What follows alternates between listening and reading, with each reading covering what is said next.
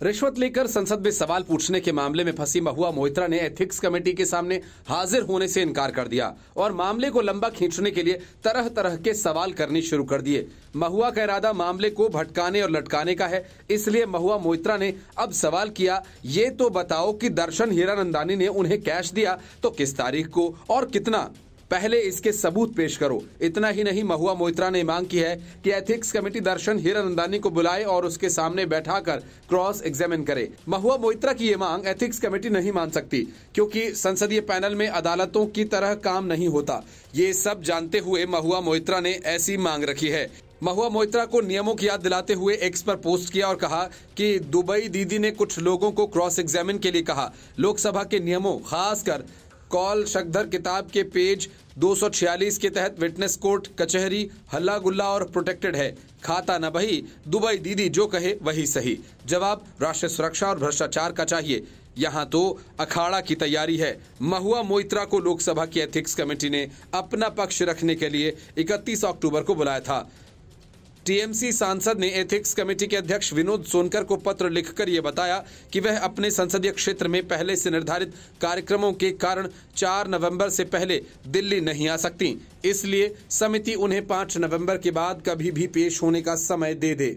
महुआ मोइत्रा के खिलाफ स्पीकर को शिकायत देने वाले भाजपा सांसद निशिकांत दुबे ने एथिक्स कमेटी के चेयरमैन को लिखे महुआ मोइत्रा के उसी पत्र के पहले पेज को शेयर करते हुए ये कटाक्ष किया। महुआ ने उनके नाम सरनेम दुबे की जगह दुबई दीदी लिख दिया और इससे उनकी मानसिक स्थिति का पता चलता है। दुबे ने महुआ मोइत्रा के पत्र की उसी गलती को अंडरलाइन करते हुए एक्स पर पोस्ट कर कहा कि आरोपी सांसद के ऊपर दुबई का इतना नशा है, नाम भी एथिक्स कमेटी के चेयरमैन को लिखे हुए पत्र में दुबई कर दिया। मोहतरमा ने मेरा दुबे नाम बदलकर अपने मानसिक स्थिति का वर्णन कर दिया। हाय रे किस्मत। कैश फॉर क्वेरी मामले में बुरी तरह से फंस चुकी टीएमसी सांसद महुआ मोइत्रा ने अब बीजेपी नेता निशिकांत दुबे को आड़े हाथों लेते हुए कहा कि उनके खिलाफ जांच कमेटी को भी कोई सबूत नहीं मिले हैं। और महुआ मोइत्रा ने कहा कि अगर मुझे कैश दिया गया था तो उसकी डेट बताओ, सारे दस्तावेज दिखाओ। इसके अलावा मोइत्रा ने उन आरोपों पर भी कड़ी आपत्ति दर्ज कराई जहां पर यह कहा गया कि उन्हें उद्योगपति दर्शन हीरानंदानी से सवाल पूछने के लिए पैसे मिले। उनका यह कहना है कि खुद हीरानंदानी ने ही अपने हलफनामे में किसी ऐसे सौदे का जिक्र नहीं किया। संसद की एथिक्स कमेटी इस समय कैश कांड मामले की जांच कर रही है। मोइत्रा से भी सवाल किए जा रहे हैं और दूसरे लोगों से भी बातचीत की जा रही है। इसके अलावा एथिक्स कमेटी गृह मंत्रालय से महुआ मोइत्रा की पिछले 5 साल की विदेश यात्राओं का ब्यौरा मांग सकती है। सूत्रों के मुताबिक संसदीय पैनल ये तय करने के लिए गृह मंत्रालय से संपर्क कर सकता है कि महुआ मोइत्रा ने अपनी विदेशी यात्राओं के दौरान लोकसभा को सूचित करने और अन्य मंजूरी जैसी सभी उचित प्रक्रियाओं को पूरा किया था या नहीं।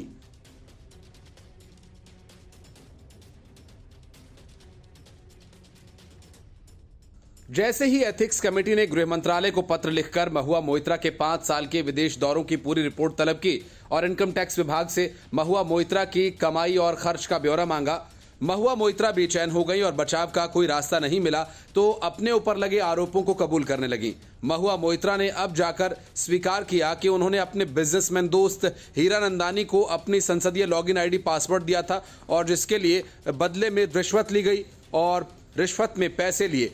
महुआ पर आरोप है कि उन्होंने रिश्वत लेकर संसद में सवाल पूछने के लिए दर्शन हीरानंदानी को अपना लॉगिन आईडी पासवर्ड दिया था। अब अपनी सफाई में महुआ ये कह रही हैं कि कोई भी सांसद अपना सवाल खुद टाइप नहीं करता। मैंने दर्शन हीरानंदानी को अपनी संसदीय लॉगिन आईडी पासवर्ड इसलिए दिया था ताकि उनके ऑफिस से कोई सवालों को टाइप कर वेबसाइट पर अपलोड कर दे।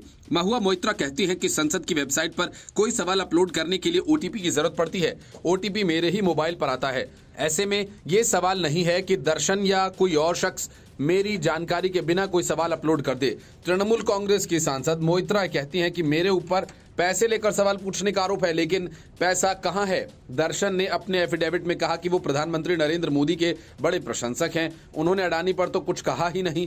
दूसरी बात, हीरानंदानी ने एफिडेविट में पैसे का भी कोई जिक्र नहीं किया है। महुआ कहती हैं कि देहाद राय ने अपने शपथ पत्र में अडानी पर केंद्रित सवालों को लेकर जो विश्लेषण दिया वो हास्यास्पद है, पर महुआ ने यह भी स्वीकार कर लिया कि दर्शन हीरानंदानी से उन्होंने महंगे गिफ्ट्स लिए। महुआ कहती हैं कि टी हीरानंदानी ने मुझे मेरे बर्थडे पर हरमीज का एक स्कार्फ दिया था। मैंने उनसे बॉबी ब्राउन का मेकअप सेट मांगा था। उन्होंने मुझे मेकअप, आई शेडो और एक बिटेन पीच लिपस्टिक गिफ्ट की थी। महुआ मोइत्रा ने कहा कि जब भी वो मुंबई या दुबई में होती थी तो दर्शन हीरानंदानी की कार उन्हें एयरपोर्ट से पिक और ड्रॉप करती थी। महुआ कहती हैं कि मैं एक एक बात सच कह रही हूं, दर्शन इससे ज्यादा कुछ साबित नहीं कर सकते। मैंने उनसे कोई पैसे वगैरह नहीं लिए और मुझे अपने ऊपर गर्व है। इस बीच महुआ ने चैनल के साथ बातचीत में फिर से गौतम अडानी का नाम लिया। सांसद ने अडानी को लेकर दावा किया कि उन्होंने एक भाजपा सांसद के माध्यम से संसद में सवाल न करने के बदले पैसे देने की पेशकश की थी। सुप्रीम कोर्ट के वकील जयंत देहदराई के आरोपों का जिक्र करते हुए मोइत्रा ने कहा, मेरी देहदराई के साथ पालतू डॉगी की कस्टडी को लेकर लड़ाई है। सोचिए ये कितना हास्यास्पद है। महुआ ने आगे कहा कि मेरे ऊपर आरोप लगे कि मैं महंगे जूते पहनती हूं। आपको पता होना चाहिए मैं एक बैंकर थी। मेरे पास 35 जोड़ी फेरागामो जूते हैं। मैं फेरागामो तब से पहनती हूं जब देहदराई को यह पता भी नहीं था कि इसकी स्पेलिंग क्या है। संसद में सवाल पूछने के बदले हीरानंदानी से गिफ्ट लेने के आरोपों पर मोइत्रा ने उन आरोपों से भी इनकार कर दिया जिसमें उन्हें कहा गया था कि बंगले के रेनोवेशन के लिए हीरानंदानी ने उन्हें पैसे दिए थे। इस पर महुआ बोली, जब मुझे मेरी निजी सरकारी बंगला आवंटित किया गया था तो ये पुराना सा था। मैंने दर्शन से पूछा क्या वह अपने आर्किटेक्ट को बुला सकते हैं जिससे दरवाजों को रिडिजाइन किया जा सके ताकि लाइट अंदर आ सके। महुआ मोइत्रा ने यह भी आरोप लगाया कि गौतम अडानी ने उन्हें सवाल न करने के लिए पैसे देने की पेशकश की थी। मोइत्रा ने दावा किया कि अडानी ने पिछले 3 सालों में 2 लोकसभा सांसदों के माध्यम से मुझसे संपर्क किया है। मैं उनके साथ बैठूं, एक सौदा करूं, लेकिन मैंने इनकार कर दिया। राजस्थान में चुनावी हलचल जिस तेजी से बढ़ती जा रही है उसी हिसाब से कांग्रेस की मुश्किलें भी बढ़ती जा रही हैं। गोविंद सिंह डोटासरा और ओम प्रकाश हुड्डा के ठिकानों पर पेपर लीक मामले को लेकर हुई ईडी की छापेमारी का जख्म अभी भरा भी नहीं था कि कांग्रेस के कई बड़े नेता एक साथ पार्टी से इस्तीफा देकर बीजेपी में शामिल हो गए। सचिन पायलट की करीबी और पार्टी की सीनियर नेता ज्योति खंडेलवाल ने पाला बदल लिया। उन्होंने कांग्रेस छोड़ बीजेपी ज्वाइन कर ली। ज्योति खंडेलवाल 2019 में जयपुर से कांग्रेस की लोकसभा उम्मीदवार भी रही हैं। तब उन्हें हार का सामना करना पड़ा था। इस बार चुनाव में वो हवा महल सीट से चुनावी दावेदारी भी कर रही हैं। राजस्थान में 25 नवंबर को विधानसभा चुनाव होने हैं। राजस्थान बीजेपी के अध्यक्ष चंद्रप्रकाश जोशी ने कहा कि आज चंद्रशेखर बैद, नंदलाल पुनिया, ज्योति खंडेलवाल समेत अन्य बड़े नेताओं ने पार्टी की सदस्यता ली है। उन्होंने बताया कि चंद्रशेखर बैद विधायक रहे हैं। नंदलाल पुनिया भी राजगढ़ से कई बार विधायक रहे हैं। ज्योति खंडेलवाल जयपुर से महापौर रही हैं।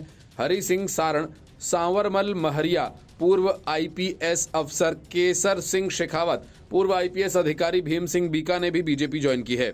उन्होंने कहा कि जिन लोगों ने कल कुछ गारंटियां दी, राजस्थान की जनता उनसे पूछ रही है किसानों की कर्ज माफी की गारंटी का क्या हुआ, महिलाओं की सुरक्षा की गारंटी का क्या हुआ, राजस्थान के विकास की गारंटी का क्या हुआ। असल में कांग्रेस ने 5 साल पहले किए चुनावी वादे पूरे ही नहीं किए और अब चुनाव करीब देख नई नई गारंटियां दे रहे हैं। जाहिर है कांग्रेस की इन गारंटियों का भी वही हश्र होगा जो 5 साल पहले किए गए वादों का हुआ। बीजेपी इसी बात को लेकर कांग्रेस को घेर रही है। पिछले विधानसभा चुनाव के दौरान राहुल गांधी अपनी सभाओं में दिन गिनकर बताते थे कि गिन लो, सरकार बनते ही 1, 2, 3, 7 दिनों के अंदर किसानों के सारे कर्जे माफ कर दिए जाएंगे। लेकिन वह कर्ज न राजस्थान में माफ हुआ, न छत्तीसगढ़ में और न ही मध्य प्रदेश में। Saradha Rose Valley ponzi scheme, Narada sting operation से जुड़ा घोटाला, भर्ती घोटाला, राशन घोटाला, कोयला घोटाला और पशु तस्करी घोटाला ने ममता बनर्जी की पूरी सरकार ही नहीं बल्कि पार्टी को भी हिलाकर रख दिया है। वजह ये कि इन मामलों में फंसकर ममता बनर्जी के बड़े नेता एक एक करके जेल पहुंच रहे हैं या फिर जमानत पर बाहर हैं। 2 दिन पहले जब ममता बनर्जी ने जांच एजेंसीज के खिलाफ प्रेस कॉन्फ्रेंस की, उसके कुछ घंटे बाद ही ईडी ने ज्योतिप्रिय मलिक को गिरफ्तार कर लिया। 2015 से ही ममता अपने आसपास के मजबूत पिलर्स को एक के बाद एक टूटते हुए देख रही हैं। पिछले 8 साल में उनकी करीबी मंडली के 11 भरोसेमंद लीडर्स जांच के दायरे में हैं। इसमें कैबिनेट मंत्री, सांसद, विधायक, संगठन के बड़े नेता शामिल हैं, जिन्हें सीबीआई और ईडी की ओर से विभिन्न भ्रष्टाचार के मामलों में गिरफ्तार किया गया है। सांसद सुदीप बनर्जी, पूर्व मंत्री मदन मित्रा और फिरहाद हाकिम जमानत पर बाहर हैं, मगर ये भी एक तरह से टूट चुके हैं। ममता के सबसे पुराने सहयोगी सुब्रत मुखर्जी और पूर्व सांसद सुल्तान अहमद जैसे अन्य लोगों की जांच प्रक्रिया के दौरान मौत हो गई है। अब ममता इनकी मौत का ठीकरा केंद्रीय एजेंसियों पर फोड़ रही हैं। अनुव्रत मंडल और ज्योतिप्रिय मलिक जैसे नेता टीएमसी के लिए बहुत अहम माने जाते हैं। ये अलग अलग इलाकों का प्रबंधन, कैडर जुटाने के लिए, पार्टी के लिए फंड की देखभाल भी करने जैसा काम संभालते थे, लेकिन अब ये सलाखों के पीछे है। मंडल का पश्चिमी क्षेत्र पर अच्छा खासा प्रभाव माना जाता रहा, जिसमें बीरभूमि, मिदनापुर, बांकुरा और पुरुलिया शामिल हैं। ज्योतिप्रिय मलिक बंगाल के सबसे बड़े जिले के उत्तर 24 परगना में पार्टी के लिए सक्रिय रहे, जहां 5 लोकसभा क्षेत्र आते हैं। पार्थ चटर्जी दीदी के पुराने सहयोगियों में रहे हैं। वे तृणमूल कांग्रेस की स्थापना के बाद से ही उनके साथ हैं, मगर अब लगभग 1 साल से जेल में हैं। ममता बनर्जी ने केंद्र सरकार पर निशाना साधते हुए विपक्षी दलों के नेताओं के खिलाफ ईडी की छापेमारी को गंदा राजनीतिक खेल करार दिया। बनर्जी ने कहा, क्या अत्याचार, क्या अनाचार चल रहा है। लोकसभा चुनाव से पहले देश भर में विपक्षी नेताओं पर ईडी के छापे के नाम पर बीजेपी गंदा खेल खेल रही है। मैं पूछना चाहती हूं कि भाजपा के किसी नेता के आवास पर क्या ऐसी एक छापेमारी भी हुई है। मुख्यमंत्री ने मलिक के कोलकाता स्थित आवास पर छापेमारी के दौरान उन्हें कुछ भी होने पर बीजेपी और ईडी के खिलाफ पुलिस में मामला दर्ज कराने की धमकी दी। उन्होंने कहा कि मलिक अस्वस्थ हैं, अगर ईडी की छापेमारी के दौरान उन्हें कुछ हुआ तो मैं एफआईआर दर्ज कराऊंगी।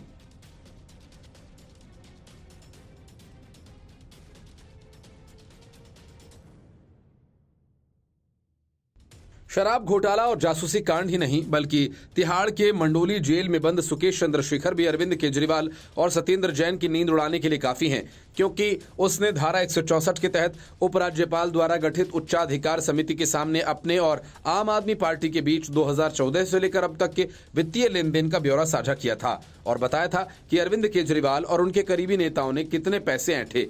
लेकिन जैसे ही सुकेश ने अरविंद केजरीवाल की पोल पट्टी खोलनी शुरू कर दी, जेल में उनकी जान को खतरा पैदा होने लगा, उसे धमकियां मिलने लगी। सुकेश चंद्रशेखर ने एक बार फिर एलजी को पत्र लिखकर कहा कि उसे और उसके परिवार के सदस्यों और वकील को पिछले 2 महीने से आम आदमी पार्टी के प्रतिनिधियों, मुख्य रूप से सत्येंद्र जैन और अरविंद केजरीवाल से लगातार धमकी मिल रही है। मंडोली जेल में बंद सुकेश चंद्रशेखर ने अपनी शिकायती पत्र में कहा कि ये मुझे, मेरी मां और मेरे वकील को पिछले 2 महीने से सत्येंद्र जैन और अरविंद केजरीवाल और कई अज्ञात व्यक्तियों तथा जेल के वरिष्ठ अधिकारियों से लगातार मिल रही धमकियों के संबंध में एक जरूरी शिकायत है।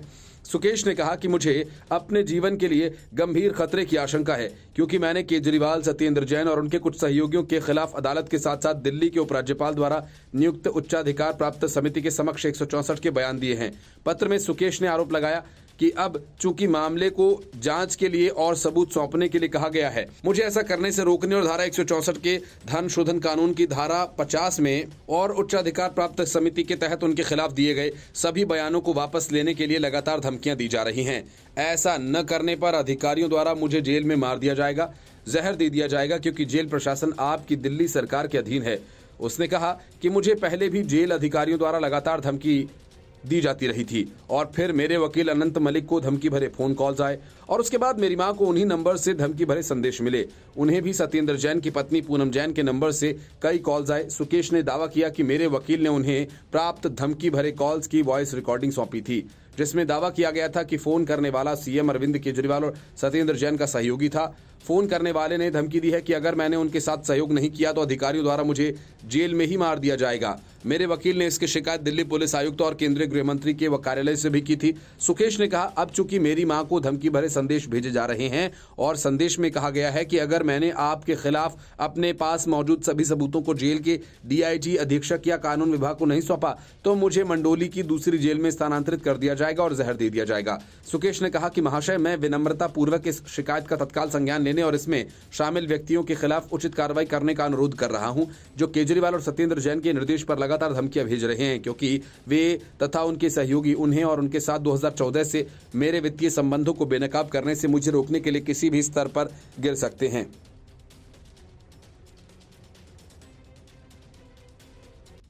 एक तरफ प्रियंका गांधी वाड्रा इस वजह से आपे से बाहर हैं कि भारत से संयुक्त राष्ट्र महासभा में इजरायल और हमास के बीच जंग जारी, इसे लेकर पेश किए गए युद्ध विराम के प्रस्ताव को वोट नहीं किया। इसे प्रियंका वाड्रा भारत की परंपरा के खिलाफ बता रही हैं। हकीकत यह है कि इस प्रस्ताव में हमास और बंधक शब्द का जिक्र नहीं था, इसलिए भारत ने इस प्रस्ताव पर वोट नहीं दिया। वहीं दूसरी तरफ केरल में इजरायल पर हमला करने वाले आतंकवादी समूह हमास के एक नेता ने सॉलिडेरिटी यूथ मूवमेंट द्वारा आयोजित एक रैली में कथित तौर पर भाग लिया। Solidarity youth movement Jamaat Islami की युवा शाखा है और इसको मुस्लिम लीग और कांग्रेस का भी समर्थन है। एक वीडियो में हमास नेता खालिद माशेल को लोगों को संबोधित करते देखा जा सकता है। खालिद माशेल ने रैली को ऑनलाइन संबोधित किया। मार्शेल के संबोधन की भारतीय जनता पार्टी भाजपा के प्रदेश अध्यक्ष के सुरेंद्रन ने निंदा की है। उन्होंने केरल पुलिस पर सवाल उठाया और मार्शेल की भागीदारी के खिलाफ कार्रवाई की भी मांग की। सुरेंद्रन ने एक्स पर कहा कि मल्लपुरम सॉलिडेरिटी कार्यक्रम में हमारे नेता खालिद मार्शेल का वर्चुअल संबोधन चिंताजनक है। पिनराई विजयन की केरल पुलिस कहां है?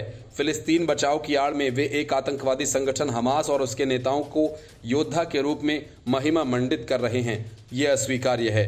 इस बीच केरल की भाजपा इकाई ने फिलिस्तीन के समर्थन में इंडियन यूनियन मुस्लिम लीग की रैली में भाग लेने के लिए CWC के सदस्य और लोकसभा सांसद शशि थरूर की आलोचना की और इसे हमास कार्यक्रम समर्थक करार दिया। युद्ध से तबाह फिलिस्तीन के लोगों के साथ एकजुटता व्यक्त करते हुए हजारों मुस्लिम लीग समर्थकों के कोझिकोड की सड़कों पर उतरने के एक दिन बाद भाजपा के प्रदेश अध्यक्ष के सुरेंद्रन ने चिंता व्यक्त करते हुए कहा कि ये संघर्ष का इस्तेमाल राज्य में सांप्रदायिक तनाव को बढ़ावा देने के लिए किया जा रहा है। केरल में कांग्रेस के नेतृत्व वाले UDF के प्रमुख घटक दल इंडियन यूनियन मुस्लिम लीग ने यहां विशाल रैली आयोजित कर गाजा पट्टी में इजरायली हमलों के दौरान महिलाओं और बच्चों समेत आम लोगों की कथित अंधाधुंध हत्याओं की निंदा की। IUML के हजारों समर्थकों ने फलस्तीन एकजुटता मानवाधिकार रैली में हिस्सा लिया। पार्टी के नेता पनाक्कड़ सैयद सादिक अली शिहाब थंगल ने इसकी शुरुआत की। शशि थरूर इस रैली में मुख्य अतिथि के रूप में शामिल हुए। थरूर ने सभा को संबोधित करते हुए पिछले 19 दिनों में इजरायल हमास के बीच संघर्ष में निर्दोष लोगों के मारे जाने पर अफसोस जताया। तिरुवनंतपुरम के सांसद थरूर ने कहा कि ये भारत में और शायद दुनिया भर में मानवाधिकारों की रक्षा और शांति के पक्ष में हुई सबसे महत्वपूर्ण और राजनीतिक रैलियों में से एक रैली कही जा सकती है।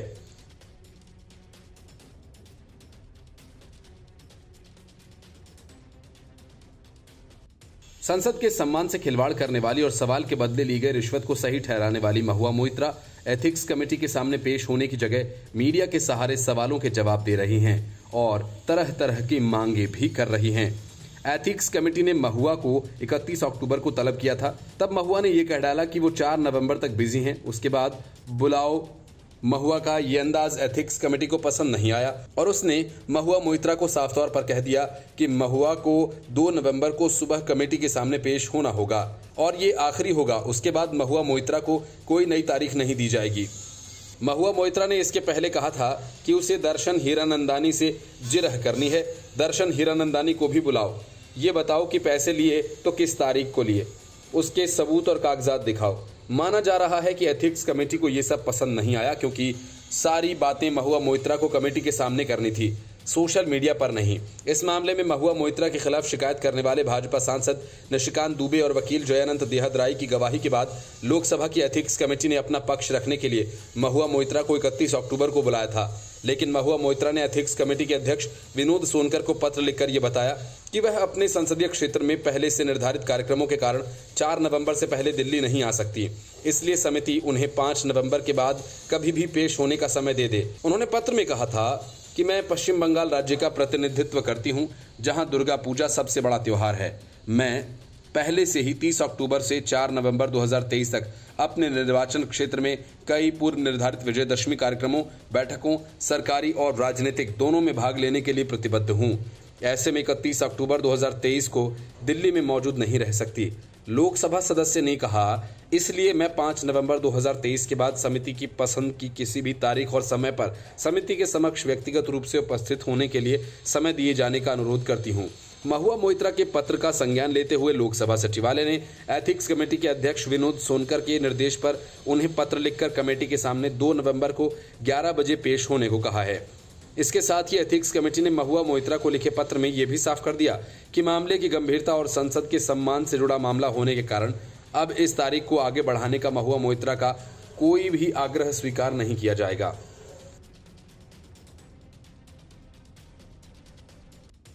महुआ मोइत्रा एथिक्स कमेटी के सामने पेश होने से आनाकानी कर रही है। उसकी कोशिश मामले को ज्यादा से ज्यादा लंबा लटकाने की है ताकि उसे दीपक हीरानंदानी और वकील जयनंत को सेट करने का वक्त मिल जाए। माना जा रहा है कि महुआ इसके लिए कोर्ट का सहारा ले सकती है।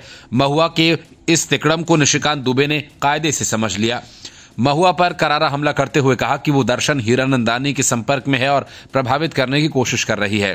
निशिकांत दुबे ने ये आरोप ऐसे समय में लगाया जब महुआ का इंटरव्यू सामने आया, जिसमें उन्होंने लॉगिन और पासवर्ड देने की बात कबूल की। उन्होंने ये भी कहा सवाल खुद ही लिखे और दायर किए थे। भाजपा सांसद ने सोशल मीडिया प्लेटफॉर्म एक्स पर कहा कि जानकारी के अनुसार दर्शन हीरानंदानी और दुबई दीदी यानी महुआ मोइत्रा संपर्क में हैं। गवाह को प्रभावित करने की कोशिश चल रही है। लोकसभा अध्यक्ष को कार्रवाई करनी चाहिए। वहीं महुआ ने कहा था कि इस बात का कोई नियम नहीं है कि कौन सांसद लॉगिन कर सकता है कौन नहीं। आमतौर पर सांसदों की टीम प्रश्न अपलोड करती हैं। महुआ का मतलब उसने दर्शन हीरानंदानी को लॉगिन पासवर्ड देकर कोई गलती नहीं की और बदले में हीरानंदानी ने जो दिया वो उसे मित्र होने के नाते कबूल कर लिया। इस पर निशिकांत दुबे ने कहा कि प्रत्येक सांसद को एक फॉर्म भरना होता है जहां उन्हें प्रतिज्ञा लेनी होती है कि वे किसी के साथ परिचय पत्र साझा नहीं करेंगे। इतना ही नहीं, उन्होंने महुआ मोइत्रा के झारखंडी पिटबुल वाले बयान पर पलटवार किया। उन्होंने कहा कि डिग्री वाली दुबई दीदी से अच्छी और संस्कारी मेरी नानी थी, जिन्होंने स्कूल की पढ़ाई तक नहीं की थी, लेकिन रामायण महाभारत गीता सभी कंठस्थ थे। वो हम बच्चों को बड़े छोटे का आदर, भाषा की मर्यादा सभी सिखाती। दुबे ने कहा कि मीडिया का हाल देखिए, यही अब शब्द अगर किसी पुरुष के मुंह से निकले तो प्रतिक्रिया होती, जबकि महिला खास विपक्ष बोले तो मौन साधे हैं। उन्होंने आगे कहा कोई बात नहीं, रोपे पेड़ बबूल का तो आम कहां से होए। एक अन्य पोस्ट में भाजपा सांसद दुबे ने कहा महुआ और पैसे लेकर सवाल पूछे जाने वाले राजा रामपाल, जिनको कांग्रेस के शासन के दौरान संसद से 2005 में निकाला गया था, में एकरूपता या समानता है। पाल रिलायंस के भ्रष्टाचार के विरोध में लड़ रहे थे, इसलिए निकाल दिए गए। महुआ अडानी से लड़ रही हैं, इसलिए उन्होंने आगे सवाल दागते हुए कहा कि राजा रामपाल का पत्र पढ़ लीजिए और महुआ का, दोनों का एक जैसा ही है। राजा रामपाल हिंदी बोलते हैं और गरीब हैं, इसलिए वे चोर हैं। वहीं महुआ अंग्रेजी बोलती हैं और अमीरों से दोस्ती है, इसलिए वे ईमानदार हैं। वकील जयनंत देहद राय ने कहा कि इंटरव्यू के बाद वे सही साबित हो गए। उन्होंने कहा कि मुझे अब ये साफ समझ आ गया कि मेरे अपहरित कुत्ते हेनरी को देने के बदले में सीबीआई शिकायत वापस लेने के लिए क्यों कहा जा रहा था। ऐसा तब होता जब परस्पर लाभ पहुंचाना जीवन का एक तरीका बन जाता है। Bureau report, news of India.